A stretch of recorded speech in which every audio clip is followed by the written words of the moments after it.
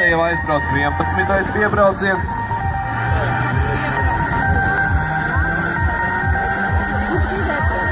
Jāsaka, šajā piebraucienā ir 5 Rīgas favorītu dalībnieki un tikai 1 tālrunieks.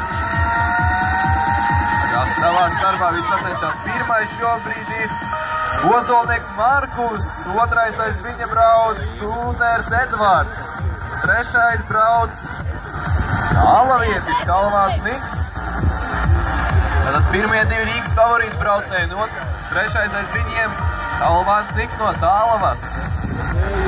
Vai kaut kas mainīsies? Izskatās, ka Rīgas favorīti sportisti tikai savā starpā sacenstīsies par 1. un 2. vietu, un 1. vietu tāpat saglabā. Arī 2. un 3. vieta tāpat.